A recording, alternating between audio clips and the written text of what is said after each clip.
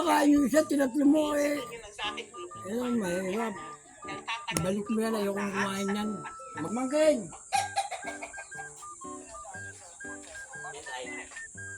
Pwede ba akong...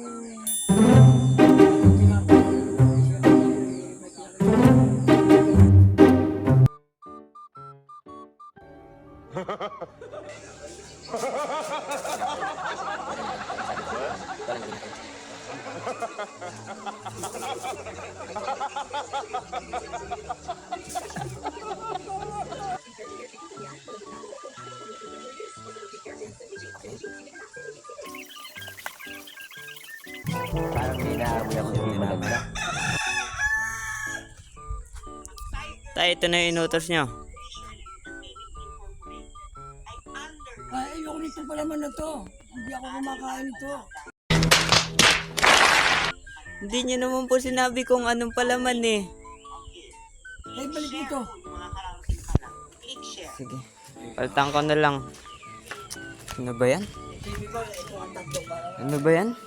Ano ba yan? Hindi naman sinabi kung anong palaman eh, tatlo to. Gagawin ko, papalamanan na lang natin yan, tatlo. Hindi naman sinabi kung ano, palitan natin yung tatlong palaman.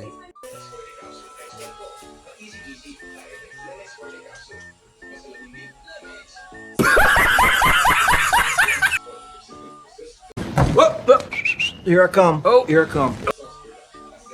Parang hinahawi ako hindi maganda.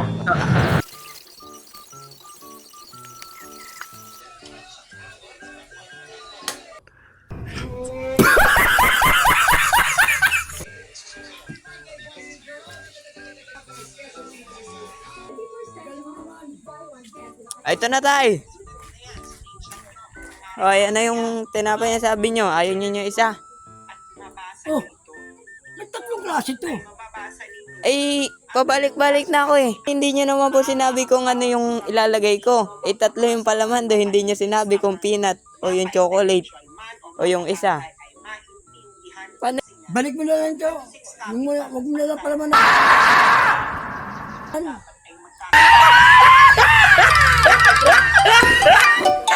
Ba talaga yun? Ano yung papalamanan? Ito na, palaman ako isa. Ayaw niya. Pinalamanan ko tatlo. Ayaw din niya. At ito sa kanya, tatlong to. Isa. Siya magpalaman dun. Pabalik-balik na ako yung sinasabi ko. Alam po, ano ipapalaman. Yan, daling ko to sa kanya. Tignan mo, dami na yun, no? Tapos di pa rin okay. Ito, dali natin sa kanya to. Yan. O, ayan na. Dinala ko na lahat para ikaw na magpalaman. Hindi ko na maalam kung alin yung inuutos nyo. Hindi nyo sinabi kung peanut o yung chocolate o ito. Nako, wala na akong gana. Wala na lang pala man. Kayo na magpalaman ng inyo. Nakakainis. Huwag na, ibalik mo yan. Hindi na lang ako magpapalaman.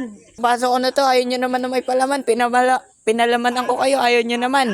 Pasok ko na lang to. Tito ko talaga. Oh. Hindi alam kung ano ba talagang gusto niya.